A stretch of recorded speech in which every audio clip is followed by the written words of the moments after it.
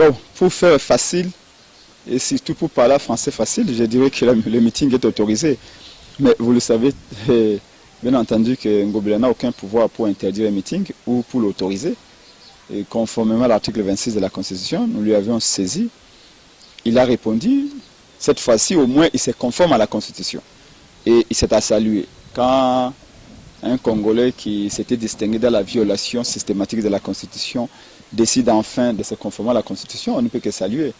Et donc le meeting est confirmé pour ce samedi 9 septembre au terrain mythique, historique de Sainte-Thérèse à la Tchangou. Nous appelons les Congolaises et Congolais à venir massivement parce que nous allons signer un pacte avec le peuple. Donc on met l'ambondo et Amibale. Parce que le premier mbondo c'était le 29 septembre 2018, là où le peuple avait chanté « Beau trahir, bissoter, nous souffrons, nous voulons un changement ». Je me rappelle que M. Chilombo avait dit « Tomeli mbondo » où il y a trahir le peuple, malheureusement, il est revenu sur ses propos, il est parti chercher Kabila Kingakat, ils ont signé un pacte dans les dos du peuple. Cette fois-ci, nous disons, en perspective de 2023, nous devons signer un nouveau pacte avec le peuple, un engagement solennel pour dire en 2023, il n'y aura plus de trahison. Et pour ce faire, nous voulons que la CENI soit libre, soit indépendante. Nous voulons que tous les politiciens sortent de la CENI. Nous ne voulons plus de délégués des partis politiques. Restons ça à la société civile. Que l'IDPS et l'Union Sacrée se préparent. Que Fayoulou, Lamouka se prépare. Kabila et son FCC se préparent. Que le peuple soit au centre. Et que la volonté qui sera exprimée en 2023 soit respectée. Que cette volonté soit exprimée pour Félix, pour Fayoulou, ou pour Chadar, ou je ne sais pas qui. Que cette volonté soit respectée. C'est la seule chose que nous voulons dire dans ce meeting. Surtout dire à tout le monde et mettre tout le monde en garde. Il n'y aura pas de glissement. Nous n'accepterons pas de glissement. Oh, prenons 6 mois encore et Prince Peng devienne ministre. Pas question. Nous préférons rester pauvres, mais dignes, que d'aller dans ce pouvoir ici de la faute, de la manger. Nous voulons que au mois d'octobre 2023, que les Congolais aillent voter les nouveaux présidents, les nouveaux députés en âme et conscience. Voilà ce que nous voulons. Donc c'est ce que nous allons dire dans ces meetings-là. Merci beaucoup. Bandeko balandi, toujours dans le biso, on peut savoir nos informations au bozango pour ça et surtout dans acteurs politiques au bozo lukamakasi. La tonga lelo tokutani na président ya ADD Congo, mwana mboka Prince Pengi azabo cadre la plateforme la Muka, mwana mboka mbote na yo. Mbote ndo.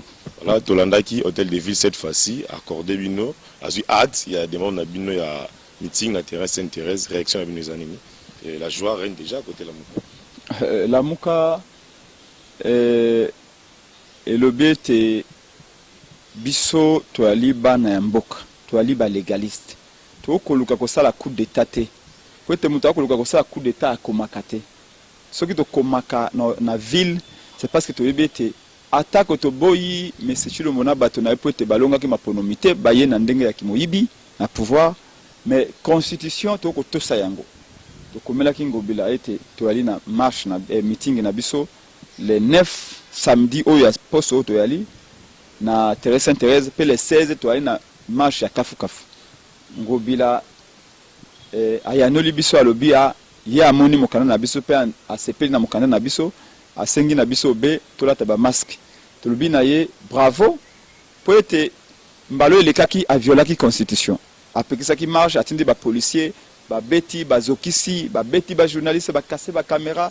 ba beti ba mama gaz lacrymogène le mbala oyo Ngobila tango de komele tolobi sala attention sala ngele pambate to komona lokola IDPS ya ko pousser yo okenda na CPI po tango ke indela Ngobila tango ba enquête ko sala ma IDPS ko sundola ye tolobi tango ko sala mboka bazaka pona IDPS te bazaka pona la Muka te bazaka pona FCC te bazala kande pona intérieur ba congolais banso Ngobila yoki alobia nazaki na libunga sikawa conformément à l'article 26, Natiki Moussala, peuple attendre la constitution lobby. Donc il faut qu'encourager les Congolais qui ont conscience, il y a que ça là, Makambo, la constitution et lobby. Alors, la Muka a commis, va rejeter, bien qu'ils aient donné d'abord la constitution, mais cette fois-ci, accordé, on peut dire que c'est une forme et l'état des droits, c'est que état de droit ngo ezali po meeting et salami mais même sous Kabila to bando sa ba meeting non peut-être la forcing non non to mais to bando sa pe ba meeting mususu tango ya Kabila pe bazui acte donc ce n'est pas synonyme état de droit existe à na mboko yo soko lingo yeba vraiment que to un état de voyous kende na ba parc ke na ba souci ate na cité okomona kaka ba bolande ba ko perdre ba procès kaka bato ya mbongo nde ba ko gagner ba procès état de droit ya kabongo te état de droit oza mukuso za muindo mulai pembe ndundu baba nani tout ça mvando to mongamba soko za na raison justice ko pesa raison soko za na tort justice ko pesa tort mais awa soko kei na cité kende ko ya na gombe te même na gombe ya ba ko corrompre bazuzi bato ya mbongo bamvando mbende bakolonga bakolonga ba procès pona koloba ete justice ya solo ezaka na base o caméra kei na prison état de droit te wana ezali arrangement donc état de droit ya lité to ko bunda ndipo état de droit ya na maponomi ya 2023. Alors merci beaucoup. Tolanda qui communique hôtel de ville basengi pour un respect et un geste barrière. Alors une fois baillé 15 000, 20 000, 30 000 personnes, tu dis que la mouka a la possibilité, de capacité à mobiliser nombre wana. Et tant que communicateur, il y a la mouka. Mesure nini oyo, ils ont déjà prise dans le camp, ils ont préparé pour ça la nini pour que vous respectez et surtout mesure wana. Il y a des terrains wana à Tchango pour étonda, ils ont 250 000 personnes. Ils ont dit 2 fois plus que ça de matin parce qu'on a 4 terrains, 6 terrains d'ailleurs. Il y a football réuni en un seul. Ce qui veut dire que retourne du Sayango parce que ezali mabele na biso ezali terrain na biso peuple akoya bana monga fula bana baumbuli ngwala kitambo bana ngaliema bisika binso bakoya seulement ce que nous disons c'est que tozali ngobila te pona topesa mot d'ordre ya respect à geste barrière tosi tolobaki yango na ba manifestation na biso nyonso depuis corona ezali tolobaka toujours na ba membre na biso bolata masque puis bakolata yango il n'y a aucun problème de ce côté là. Merci beaucoup. Vous allez politique, tout bête masolo politique na moi actualité ça qui régner na ngonga mukito tikali na yango 72 heures expiré, il y a toujours pas de consensus, pas de compromis la carte il y a chef à confession religieuse réaction mes alignées est-ce que déjà portes ou est ouverte vers glissement bino bozo combattre. Non. Portes ouverte parce que le véritable blocage à la CENI a un nom. Ils allaient M. Félix Chilombo. Félix m'a bloqué Banganga Nzambe. Félix m'a bloqué le processus de réforme. Parce qu'à l'India, Sala Makambo Kabila Salaki. Nani wa kukaki kondima ete après kokenda ya Kabila, ba Congolais ba diviser na makambo ya CENI. Nani? Banganga Nzambe, l'église Kabwani pour na CENI. Ba politiciens ba Kabwani pour na CENI. Même bango moko na union sacrée kuna. Katumbi, Félix, Bemba, Bakabani pour la CENI. Peuple Yemoko, Bakongole, Bakabani pour la CENI. Est-ce que vous trouvez ça normal? Biso la Mouka, Tobandi Koluka, réforme depuis 2019. To sali, to tie mayele na biso na papier tobi, oya biso proposition yango, oya bino wapi yango to discuter. Ote, to kendeka kana parlement. Trobi parlement yewana ya ba mibi. To kenda kuna ko sala nini? Tango tozalaka na Etienne Tshisekedi wa Mulumba pe a son âme. Kabila alingaki tosala dialogue na parlement na ye. Toloba na été parlement no c'est si la valeur. Eza suna ya parlement te ya ba mibi. Yango dokendaka na Senko no. Biso na muka tolobi toko lukate biso la muka nde to chaba konzi na seni. Tolobi yo Félix ko tinda bato na seni te. Biso to tinda te Kabila tinda te. Seni est la neutre. Comme ça le meilleur gagne. Tolobi to dépolitiser yango. Tolobi une semaine ça suffit. Bato bako lobo que na glissement den une semaine à pamba. Tango bako leksa na mboso. Za tango à pamba. Parce que Félix c'est pour na ye lokola ça échoué yoka na est kuna mikolonyo sobe milelo. To comité na plus de 780 Congolais tués na état de piège na ye. Et sur le plan social tala ba Congolais bilongobe kanda na barre de bis pour loka kolia ali te otiki ba na ndako loka malonga te. Okena monsaba ko fodo 80 000 francs. Misala bona pesa na ba Congolais. Chijengo 0. Sikawa mboke kamba mabe. Obe publicité. Tokangi bato na mbongo. Tokangi bato ba miibi. C'est bon bokangi ba miibi. Mais siko faranga ngo ba yibaki. Ezongi na kesa l'état. Eloko ezongi 0.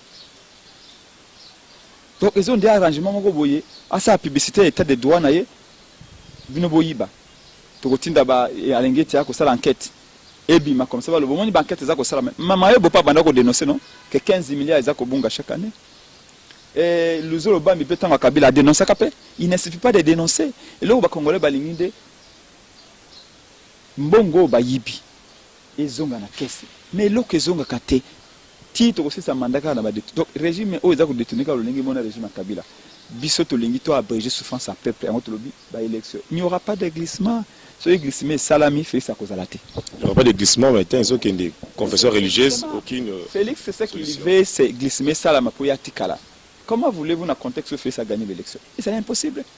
Déjà pas congolais ba limbi c'était le linga trahir bango na Kabila il allait à échouer socialement, politiquement et sécuritairement, à échouer. Bon, yeb sangai bilan na kolaksa na peuple pour peuple sa chance mususu. Et ça était ce qui peut pas pour nous qui était en 2018 ça avec raison. C'est pas en 2023 on a changé. Dire que glissement sans monsieur Sekedi Ouazalibo président élu et réservé au Kende Liban de la Constitution et puis que le président élu reste en fonction d'une installation de président. Ce qui a bengani glissement plutôt ce qui a préparé glissement peut pas ko bengana. To bakana Kabila non? Transition sans Kabila. S'il y a glissement, il n'y aura pas de Kabila. Ben, s'il y a glissement, il n'y aura pas de Félix. Parce que c'est lui qui a provoqué le glissement. Toi, tu as provoqué encore. On a dit le lobby. Le lobby président de la République, le lobby Falanga et Alibo Botia Kadima. Tu as sans Falanga. Le lobby, ceux qui ont Falanga, beaucoup de problèmes, des menaces. Ce qui est commis en Dengoana. C'est exactement ce que Kabila Banda Kosala. Bon, en quoi Félix est différent de Kabila? Félix Azalokola mutoye nelongia meme kasa ya linkoi aye nelongia papa na ichensi la mulumba kasa na nzoto na pena molimo na makansa zali Kabila to kondimeloko yo anate. Voilà, merci beaucoup. Nous espérons que tu recommences dans l'étape pour un glissement puisque tu as toujours c'était le respect à délai constitutionnel. Alors tu chité dans dossier RAM pour une nouvelle fois les ministres à Royal TV Lelo à comité jaté reporté. Alors faute d'argument ou faute d'agenda ou comment?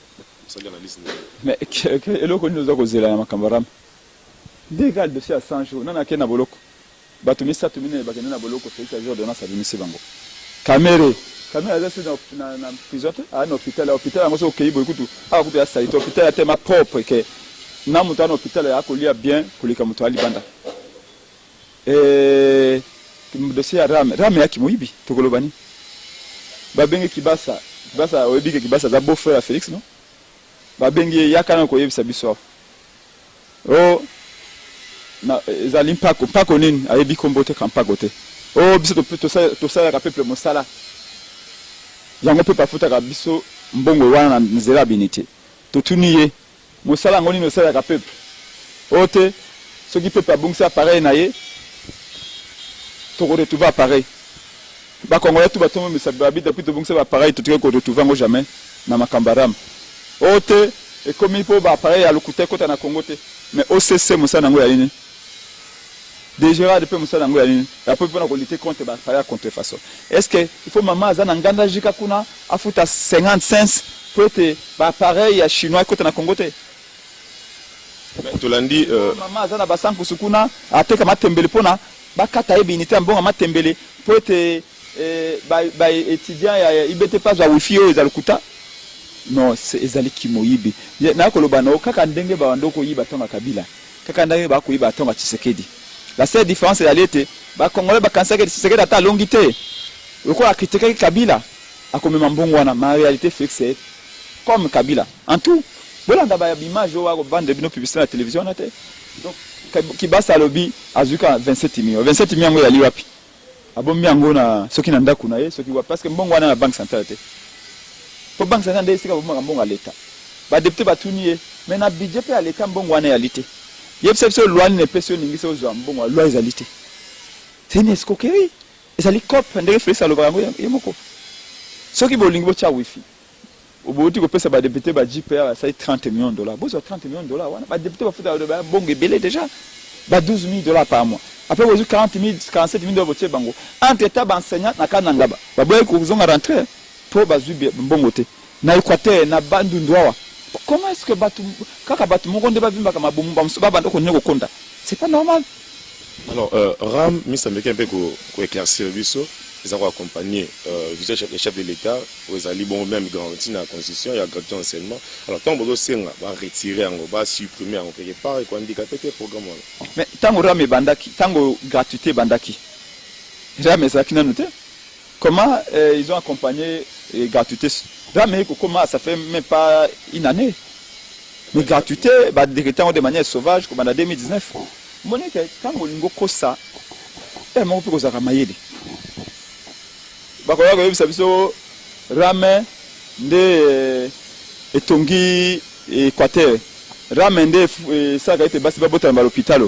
Rame nde ça a été snel a fonctionné. Rame nde bakoya besa biso ba invention nyoso. Mais ils allaient une escroquerie. Vous avez même compris par là que c'est une escroquerie. Qui moyipi, to lobi ba longola rame. Babengana Kibasa. Mais parlement n'est que ça en côté. Va protéger Kibasa parce qu'Azali Bofa Félix va protéger Mbosso. Non, mon Mbosso a reporté plaignant à l'élo. A reporté en signé.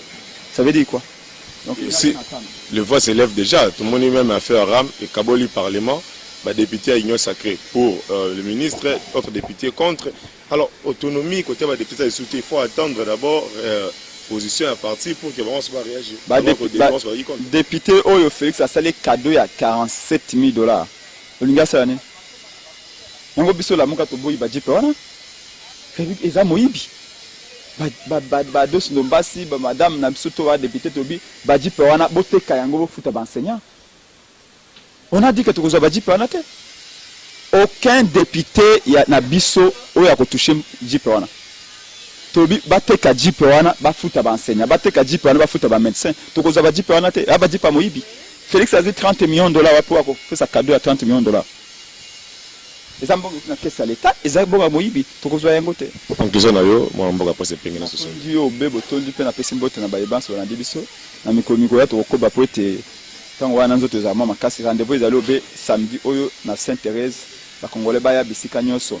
On a no glissement, oui à des élections transparentes. Ce qui glissement Sami, peuple a dans la Félix. Voilà, merci beaucoup. Bon combat comme Nasuka. Tout ça qui est président de ADD Congo, partout dans la carte il y a plateforme la Muka. Tout ça il y a membre Italie meeting na bango ya samedi, membre Italie choix ya animateur ya Seni et puis membre ya Ram.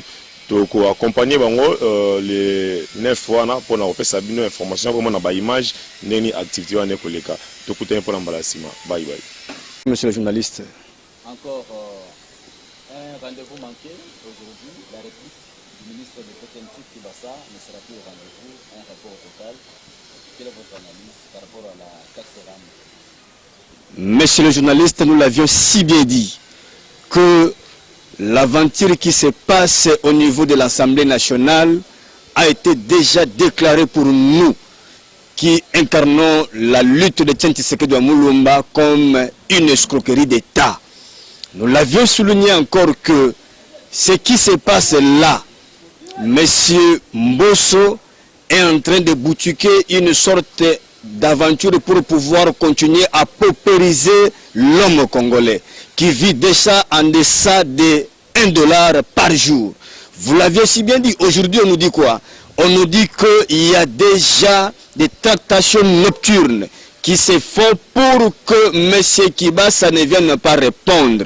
Donc, c'est pour dire au peuple congolais qui attend à ce que cette taxe soit écartée. Donc, il y a une aventure qui se prépare pour que on continue à nous sucer systématiquement et méthodiquement notre argent. Alors, le ministre a-t-il peur de quoi le ministre a peur. Et le ministre a peur d'être mis de côté parce qu'il y a déjà une motion de censure qui est en train de se boutiquer contre lui.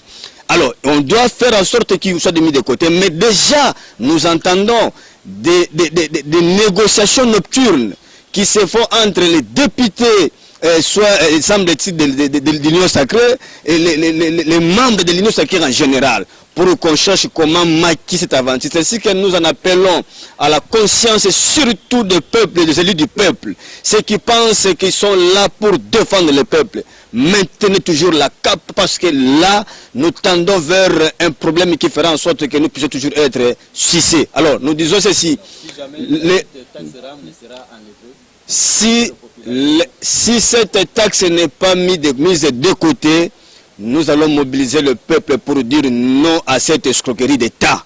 Nous ferons en sorte que cette taxe soit mise de côté. Parce que nous devons savoir, monsieur le journaliste, cet argent qu'on collectionne aux abonnés va où? Et qui gère cet argent? Cette personne a été nommée par qui? Et il est là sous la responsabilité de qui? Toutes ces questions-là, nous devons le connaître. Au cas contraire, nous mobiliserons notre peuple pour dire non à cette escroquerie d'État. Merci, monsieur le journaliste. Le journaliste Ngobila n'a pas qualité d'autoriser une marche.